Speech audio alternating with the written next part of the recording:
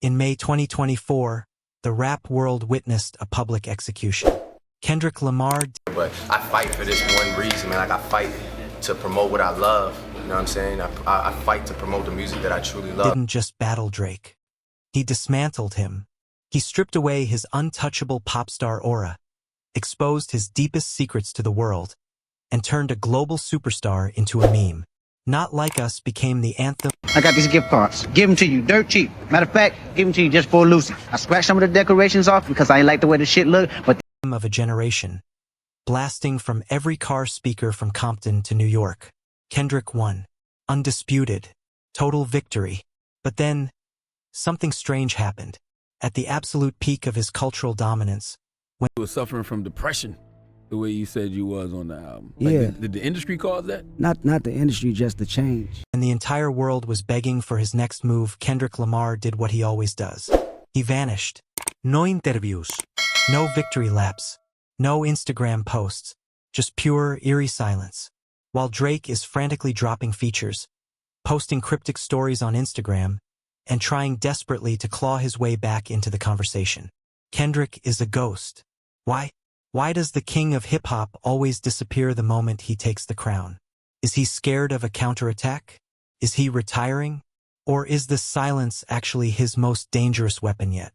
Today, we are diving deep into the dark, strategic mind of Kendrick Lamar Duckworth to uncover the real reason he went silent after destroying Drake. Trust me, what he's planning next is going to change hip-hop forever. To understand the silence, you first have to understand the magnitude of the victory. The Drake versus Kendrick beef wasn't just a regular rap battle. It was a cultural war. For nearly a decade, Drake ruled the music industry with an iron fist. He was the numbers guy, the hitmaker, the billionaire artist who couldn't be touched. But Kendrick didn't just write diss tracks. He wrote a psychological thriller. By the time Meet the Grahams and Not Like Us dropped, Kendrick had successfully shifted the entire narrative around Drake. He made it cool to hate the biggest artist in the world. When Kendrick hosted the Pop Out, Ken and Friends concert in Los Angeles on Juneteenth, it was a literal victory parade. He stood on stage, surrounded by every gang, every artist, and every major figure in West Coast hip-hop, uniting a city that had been divided for decades. He forced Drake to watch an entire stadium scream, "A minor," in unison. Any other rapper in the world would have used that momentum. They would have dropped look, Tony, all I'm saying, man, is that terrible babble shit got us fucked up trying to figure each other out. We working overtime.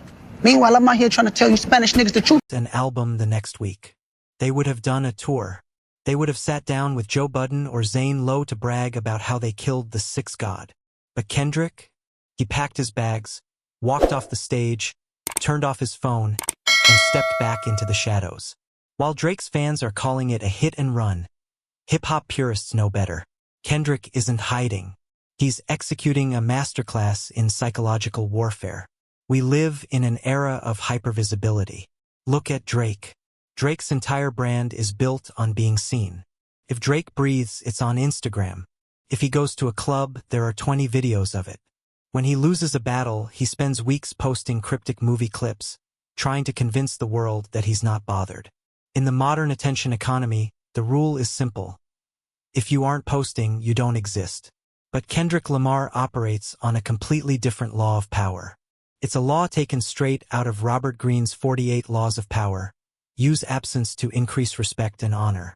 When you are always available, you become common. You become predictable. When you look at Drake, you see a man desperate for validation. But when you look at Kendrick, you see an enigma. By going completely silent after destroying Drake, Kendrick achieved two massive strategic advantages. First, he starved Drake of attention. Think about it. Drake wants Kendrick to reply. Drake wants another back and forth because it keeps him relevant in the rap conversation. By refusing to speak, Kendrick is saying, "You are not worth my breath anymore. The case is closed."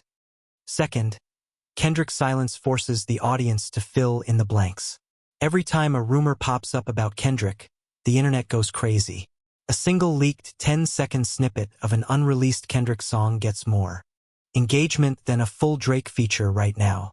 His silence creates a vacuum, and in hip-hop, mystery is a superpower. Kendrick doesn't need to post on Instagram to stay relevant. His lack of posting is what makes him relevant.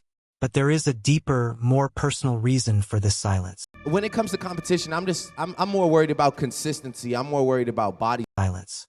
Kendrick Lamar is not a pop star. He never wanted to be. He is an artist, a poet, and a cultural reporter. He has often been described as the monk of Compton. In his 2022 album, Mr. Morale and the Big Steppers, Kendrick explicitly told us who he was. He spent a massive chunk of that album explaining why he hates the spotlight, why he went to therapy, and why he rejects the title of a savior. He rapped, "I choose me, I'm sorry." Kendrick doesn't live in a mansion in Toronto surrounded by yes men and bodyguards. He lives a notoriously low-key life. He spends his time traveling the world, immersing himself in different cultures, and reading. When he's not releasing music, he is completely disconnected from the matrix. This silence is his incubation period. Kendrick doesn't write songs in the back of a tour bus while partying. He needs isolation to create masterpieces like To Pimp a Butterfly or Damn. The battle with Drake took a massive amount of mental and spiritual energy. Kendrick had to dig deep into the darkest corners of the industry to pull out those battle tracks. Now he is cleansing his palette. He is processing the chaos. He is watching the world react from a distance, collecting data, and turning his observations into art. This isn't a vacation. It's a studio lockdown. So what is the ultimate conclusion? Is Kendrick done? Has he said everything he wanted to say? Absolutely not. In fact, this silence is the deadliest indicator that the real storm hasn't even hit yet. Rumors are already circulating heavily within the industry that Kendrick Lamar's next studio album is completely finished.